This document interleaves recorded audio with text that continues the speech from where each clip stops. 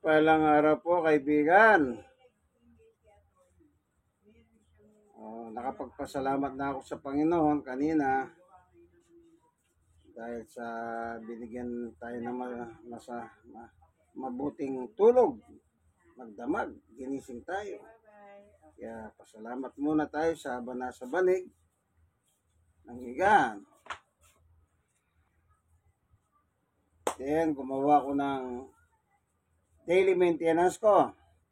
Garlic, water, and luya with calamansi. Yan. Nilagyan ko na ngayon ng luya. Kasi napapanood ko yung luya. Maganda pala sa air condition din. Especially mga pangangati rito. Lalamunan. Yun. So kanina pa yon, mag-iisang oras na. Pwede na ako mag-almusal. Pero bago ko nag-almusal, pinagluto ko muna ng pagkain ng aking mga aso. Atay, 140. So, inano ko muna. Niluto ko muna. Para mayroon silang pagkain. Ito na, nakamix na. Oh. Aussie food, organic, at saka yung organic po, beef with vegetable yun. Yung isa namang lamb with apple. Dalawang klase yung dog food, yung Aussie. Tapos yung atay. Ito nga po yung atay. Iniwa-iwa ko na maliliit, minix ko na.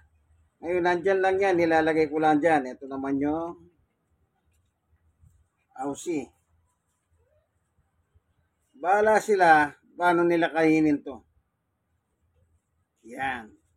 Hindi yung gaya ng iba, umaga ay sa gabi, gano'n. Hindi, ako nilalagay ko yan, bahala silang kumain. Pag nakaramdam ng gutom, chicha. Pag wala, di wala na, dagdagan. Para wag silang, di sila mapapabayan. Ayan. Andito sila ngayon. Andito sila. Ito yung isa, Ayan, kumukuha siya. Tapos, yan. Si Winter po yan, Winter. Ito naman yung isa. Ayan. Si Summer. Summer naman po yan. Dalawa sila. Kaya malin yung aso ninyo. Gaya ng sa ginagawa ko. Man best friend yan. So, nagawa na yung party nila. Ako naman, kakain ng almusal, pero magpapalakas muna ng daliri.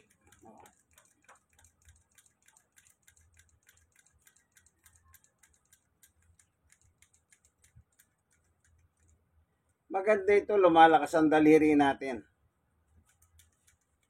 Pipisilan mo lang yan, So, almusal na po tayo. Almusal time na. Ito yung almusal. Pan, merong greno.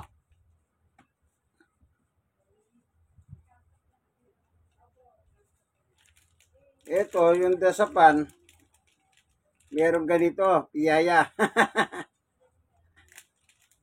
Almusalin ko sila. At saka, ito, pasit canton. Yan. Nakakaldero. May sabaw ito, pero hindi ko kinakain ng sabaw. Yun lang pasit. Kasi, alam nyo na, yung mga ricados na nilalagay dyan. So, lahat ng yan, bigay ng Panginoon Diyos. Ayon sa Mateo 6:9, Ama namin, nasa langit ka. In verse 11, bigyan mo kami ng aming kakanin na araw-araw. Ang nagturo niya ng ating Panginoong Yeso Kristo. Pinapaalam lang ng Panginoong Yesus na lahat ng kinakain ng tao, bigay ng Diyos. Amen. So habang kumakain tayo, kaibigan, makakapakinig po tayo ng magandang awitin ng patungkol po sa Diyos. Amen. Nanonood po ako ng Prayer Power, When I Cry. Kinanta ni John Kenneth Rea. Nanonood po ako ngayon ng YouTube, Prayer Power.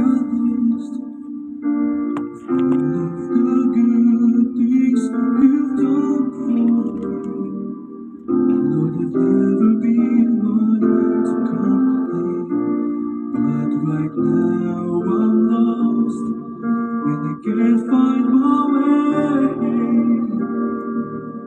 My world's come apart and it's breaking my heart.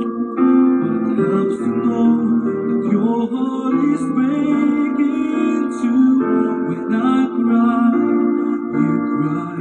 When I hurt, you hurt. When I've lost someone, it takes a piece of you too. When I fall on my face, you fill me with grace. 'Cause nothing breaks your heart or tears you apart like when I cry.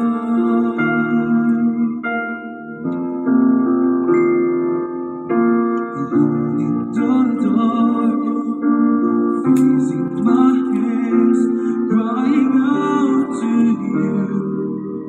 Lord, there's never been a time in my life. There's so much at stake. There's so much to lose. But I trust it to you, and you bring me through. It helps me to know that I'm not alone. When I cry, you cry. When I hurt, you hurt.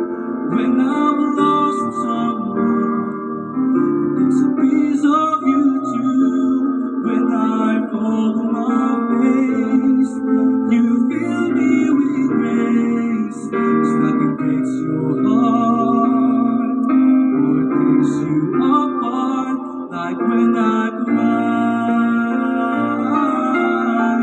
You're the one above the raging seas. You're the one who made the blind to see. You look through all the heaven and eternity, and through it all you saw me.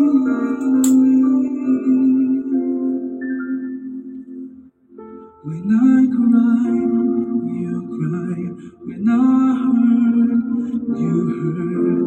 When I've lost someone, it takes a piece of you too.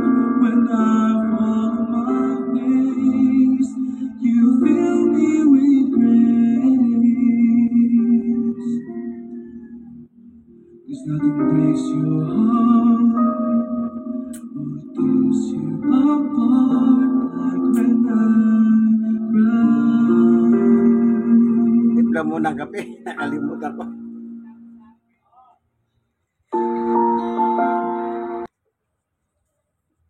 Nakalimutan ko magtimpla. Ito na po, nakatimpla na, nakagawa na.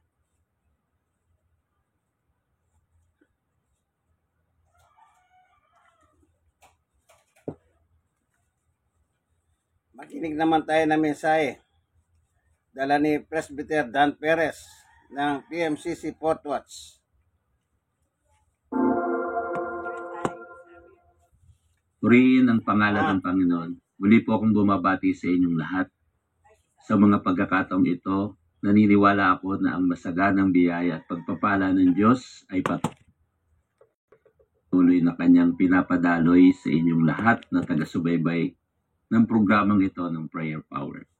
Nagpapasalamat din po tayong patuloy sa ating minamahal na Father Jonathan Santo Esperiol na patuloy tayong binibigyan ng pagkakataon na maglingkod sa pamagitan ng ganitong pagkakataon. Kumusta po kayo?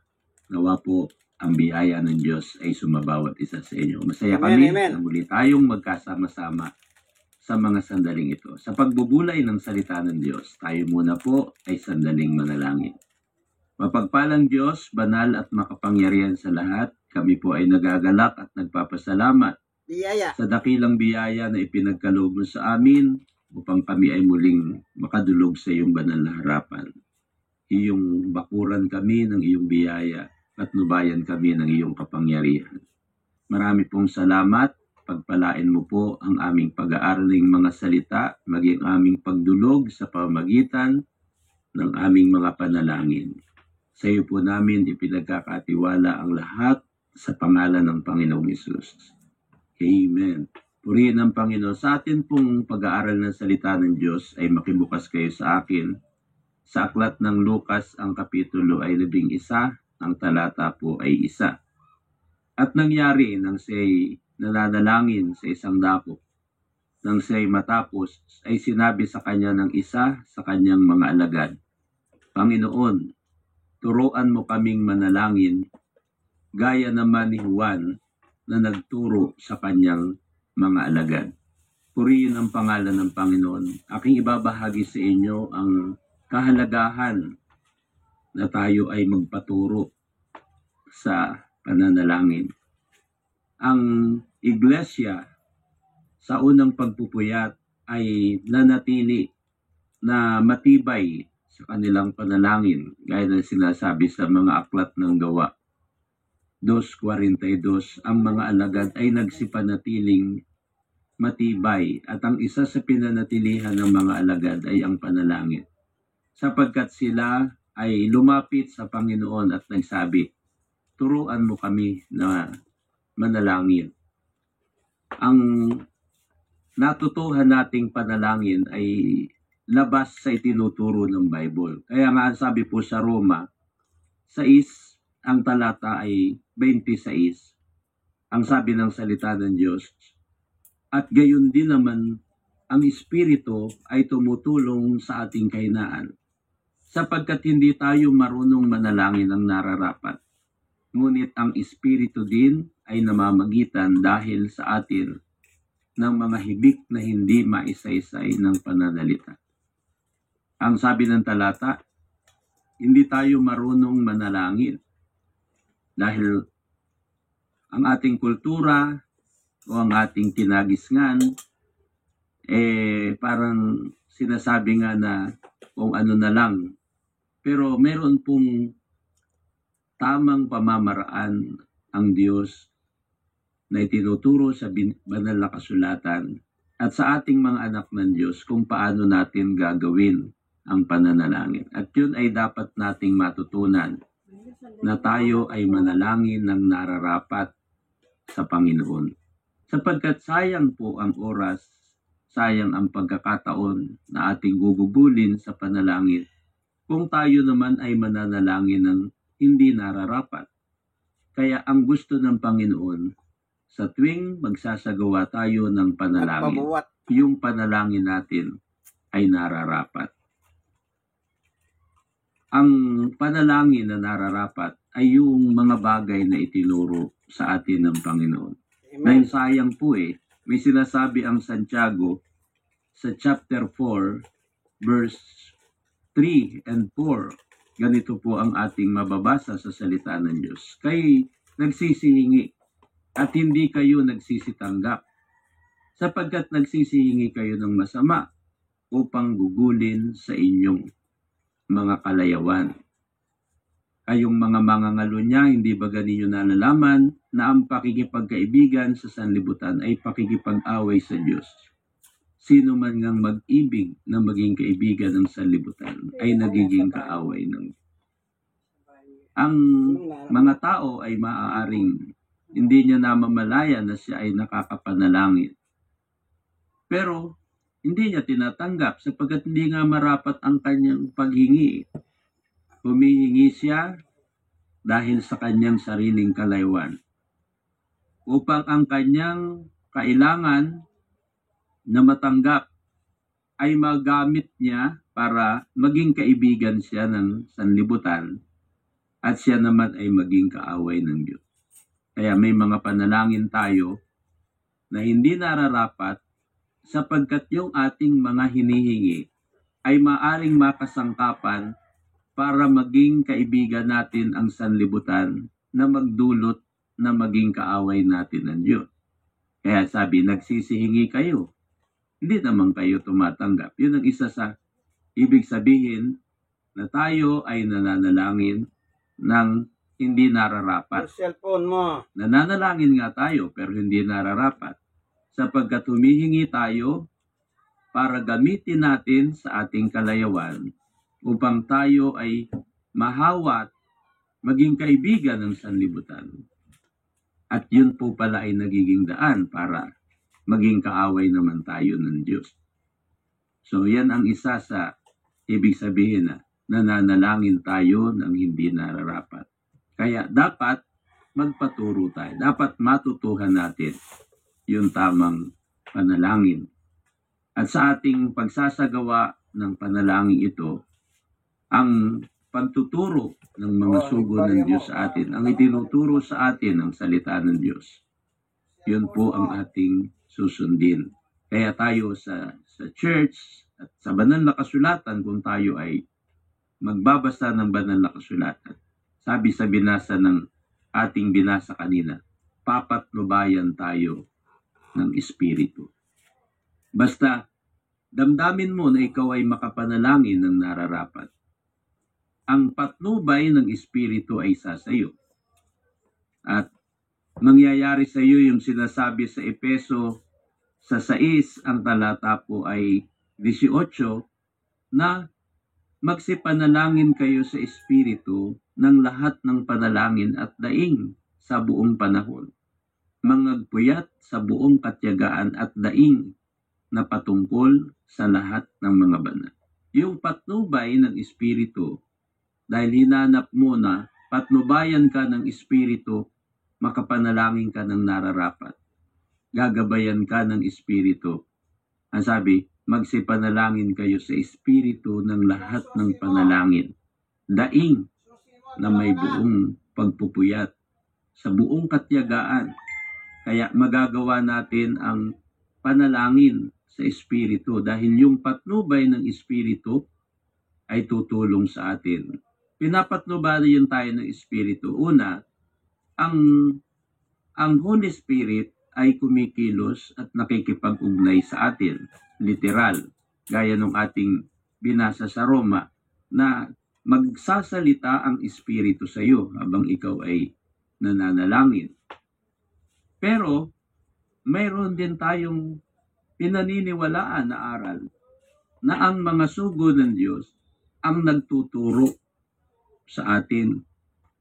Dahil kaya nga ang Diyos ay nagkaloob. Halimbawa sa Efeso 4, ang talata ay 11, at na pinagkalooban niya ang iba na maging apostol, mga iba'y propeta, ang iba'y ebanghelista, ang iba'y pastor at mga guro.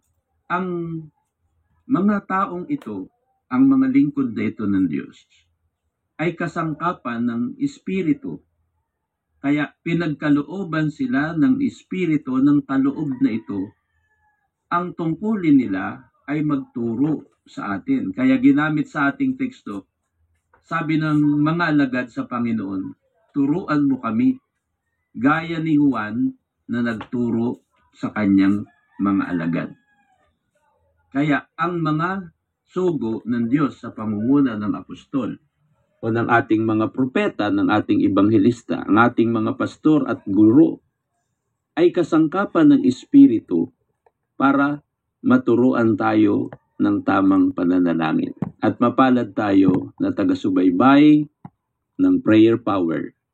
Sapagkat napakarami ditong guro na nagtuturo sa atin ng pananalangin nararapat.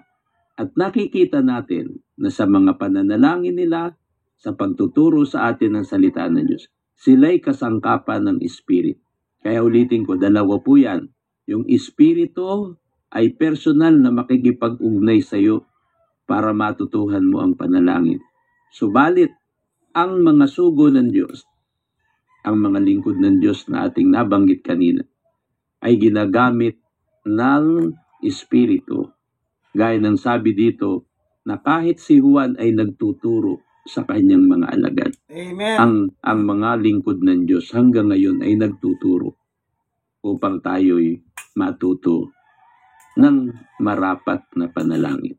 At pag maranasan natin ang marapat na panalangin, ang sabi nga po dito sa Aklat ng Roma, ang kapitulo ay 12, ang talata ay 12. Mga galak sa pag-asa, magmatiisin sa kapigatian, magmatyagain sa pananalangin. Purihin ang pangalan ng Panginoon. Pag matutuhan mo na ang marapat na panalangin, bunga ng patnubay sa iyo ng banal na Espiritu at pagtuturo ng mga sugo ng Diyos, masasanay kang magtiyaga sa panalangin at malalaman mo na ang panalangin mo ay nagdadala sa iyo ng kagalakan. Magagalak ka sa pag-asa na bunga ng panalangin. Bakit ka magagalak? Sapagkat habang ikaw ay nananalangin ng nararapat, nararamdaman mo ang patnubay at pakikisama ng Diyos sa iyo.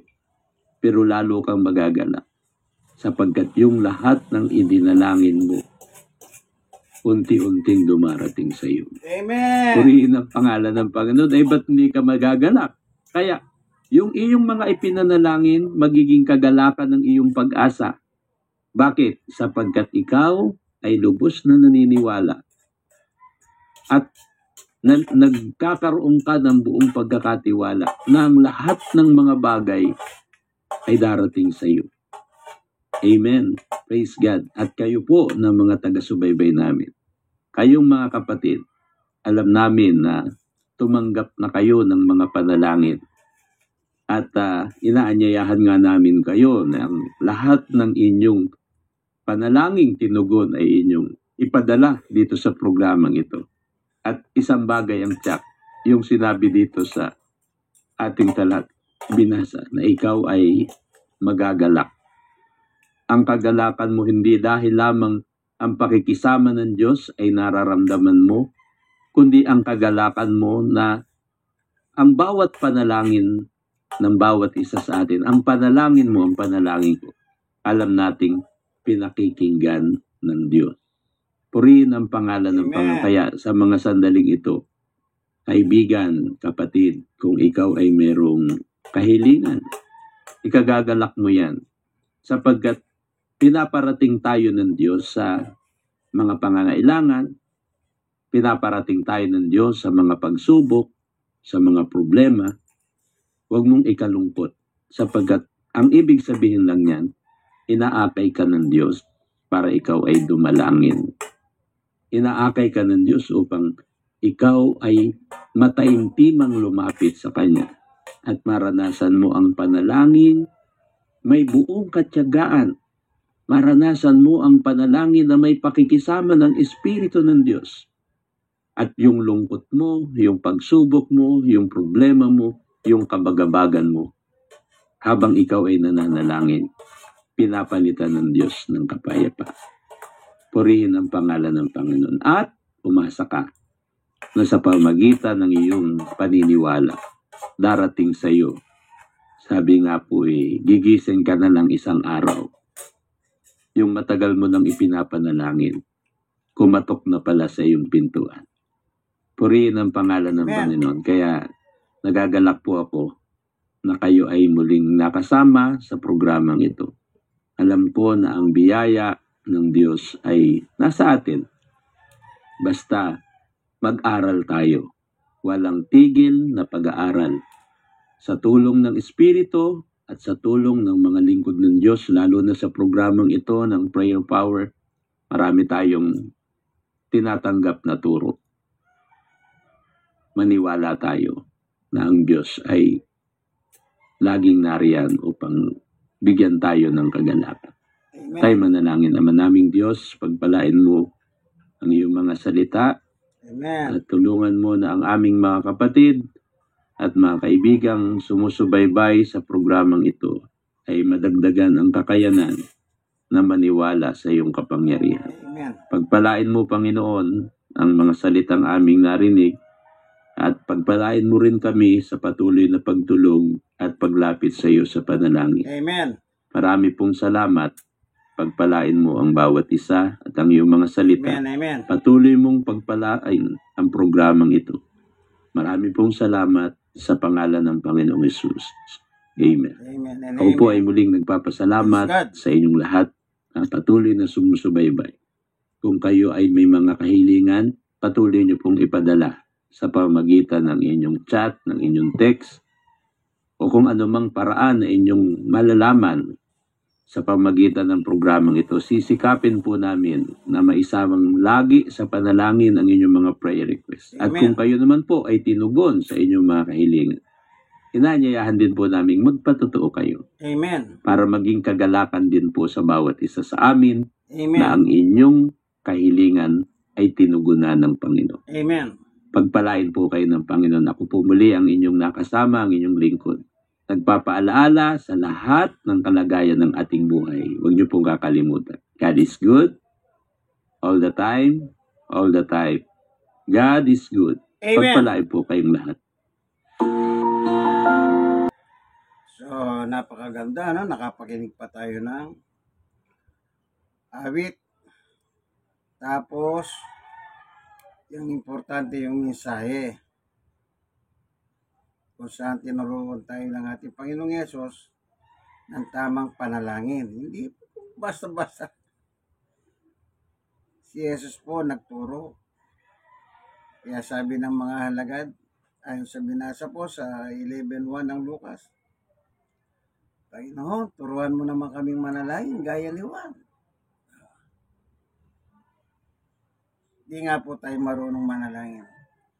Hanggang ngayon nga, yung mga panalangin ng ibang tao, ewan ko kung saan nila pinupulot siya. Yes, yung nakapangalan kay Santong ganito, kay Santang ganyan. Hindi naman mga Diyos yun, bakit nyo sinasama sila sa inyong panalangin? Patay na sila, ginagamit nyo pa. Kung minsan nangangatwiran pa kayo. Anong sabi nyo? Nasa langit na sila. Sino nagsabi sa inyo nasa langit na sila? Sabi nga ni Jesus, wala pang tao sa langit, kundi yun ang galing sa langit. Eh, sino galing sa langit? Si Jesus. Juan 3:13, Juan 6:38. Siya bumaba mula sa langit, siya bumalik, galing papuntang langit. Kaya sabi niya, wala pang umakyat sa langit. Ngayon, sasabihin niyo naman, nasa langit na sila. Na ginagamit niyo pa sila. Wag naman. Maawa naman kayo. O makakapakinig naman tayo ngayon. Tumawag ka na kumanta po si Pastor Sambag Katano.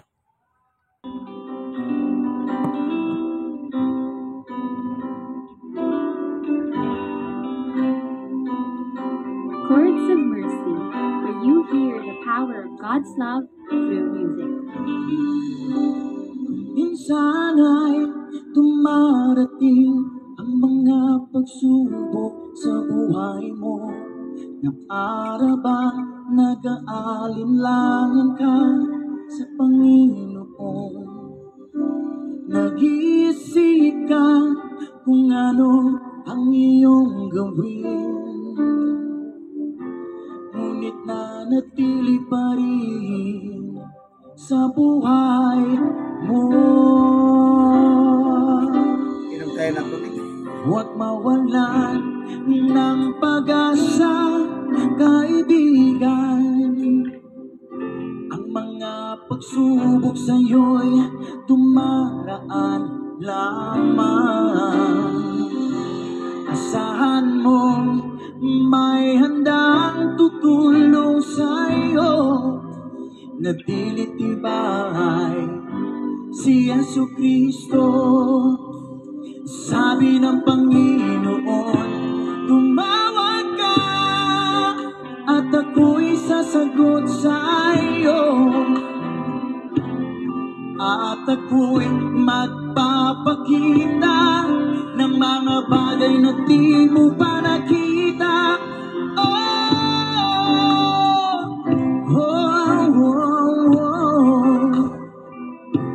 Walang imposible sa Panginoon.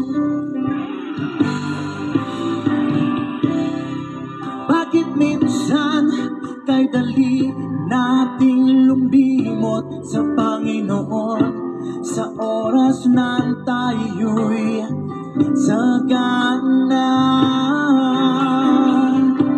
Kapag dumarating na ang mga kagipitan sa buhay mo, saka ka pa lang tatawag sa Kanya. Huwag mawalan ng pag-asa, kaibigan. Ang mga pagsubok sa'yo'y dumaraan lamang. Asahan mong may handang tutulong sa'yo na tinitibay si Jesucristo. In Christ alone. Sabi ng Panginoon, tumawag ka at ako'y sasagot sa'yo. Amen, amen. At ako'y magpapakita ng mga bagay na di mo pa nakita.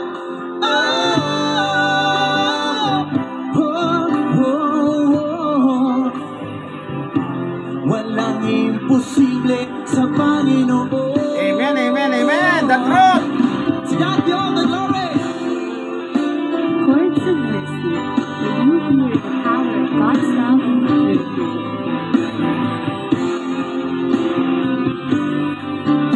Pastor Sam Bagkat ng PMCC Fort Watts. Siya pong umahawit. Tumawag ka.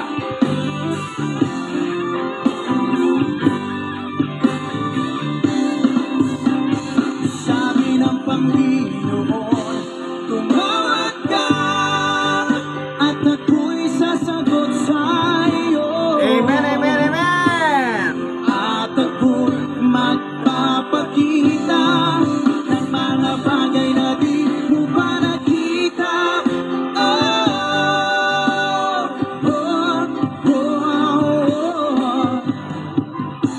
Walang imposible sa Panginoon. Sabi ng Panginoon, tumawag ka at ako'y sasagot sa'yo. At ako'y magpapakita ng mga bagay na di mo pa nakita.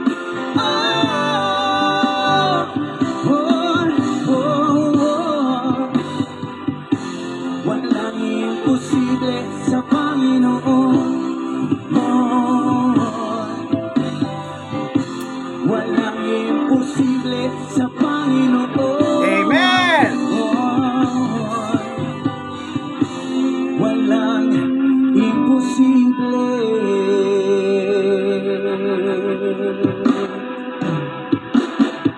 sa Panginoon. Amen, amen, amen. God is good all the time.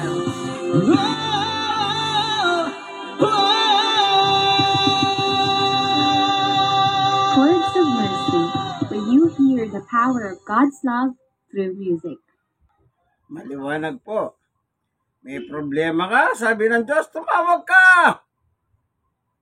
At ako'y sasagot sa iyo. Hindi pa napakagandang pangako niya. Kanino mo malalaman yan? Yang tao ba may ganyang salita? Wala. Pero ang Diyos, meron. Kaya nga sabi niya, tumawag ka eh. Eh di tumawag ka pag may problema. Ngayon, pag walang problema, di ka natatawag. Aba! Mas lalo kang tatawag pag wala kang problema. Anong tawag mo? Salamat, Panginoon. Yan! O, nakapagpasalamat na ba kayo? Baka hindi nyo nagiging ugali magpagpasalamat sa Diyos Pero yung mga kakilala ninyo, kaibigan nyo, kapitbahay nyo, tuwing meron silang binibigay, nagpapasalamat kayo ng todo-todo. Ganito na lamang, hindi po tayo galit, ha? Ito po ang inyong kaibigan, Jesus, Brother Manny Bautista. Like. Share na share. Kayong mga nasiyaran, mag-share din po kayo sa iba. Bakit? Ang ganda eh. Ang alin, ang mensahe, ang kanta. Sige, hanggang dito na lamang po. Nawadat na kayong nasa mabuting kalagayan ng ating munting video. Minsan pa, God is good all the time. Bye-bye!